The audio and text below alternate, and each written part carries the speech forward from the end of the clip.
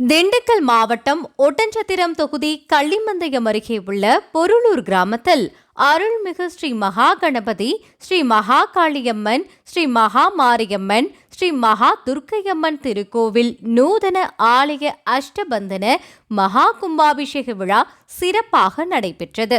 உலகலாம் உணர்ந்து ஓதற்கரிய ஒப்பற்ற பரம்பொருளாகிய உமையொருபாகன் பரிபூரண திருவருள் துணை கொண்டு ஆழிசூழ் உலகை படைத்து காற்று, நீர், நிலம், நெருப்பு, ஆகாயமெனும் ஐம்பெரும் சக்திகளால் சூழப்பெற்ற இவ்வுலகத்தில் தெய்வங்கள் எழுந்தருளி அருள்பாலித்து வரும் திருநிலையங்களே திருக்கோயில்களாகும்.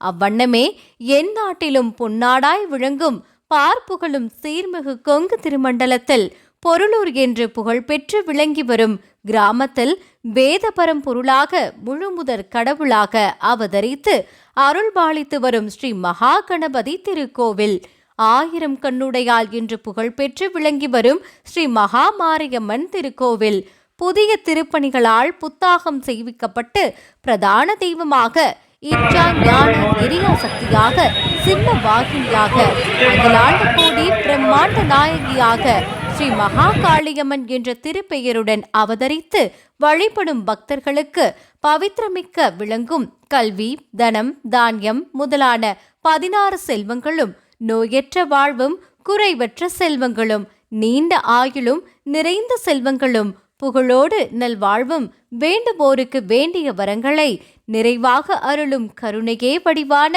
அருள்மிகு மகா காளியம்மன் திருக்கோவில் சிற்ப சாஸ்திர முறைப்படி கர்ப்ப கிரகம், அர்த்த மண்டபம், மகா மண்டபம், கோபுரம் அனைத்தும் பொருளூர் ஊர் பொதுமக்களின் நன்முயற்சியால் கருங்கல்லினால் புதிதாக நிர்மாணம் செய்யப்பட்டு இலக்கும நாயக்கன்பட்டி சிவாலய அர்ச்சகர் சிவாக பிரவீணா சிவாகம செம்மல் சிவத்திரு டாக்டர் எல்.டி. செந்தில்நாத சிவாச்சாரியார் அவர்களால் சிவாகம முறைப்படி மங்களம் பொங்க இப்புனித மகா கும்பாபிஷேகம் நடைபெற்றது.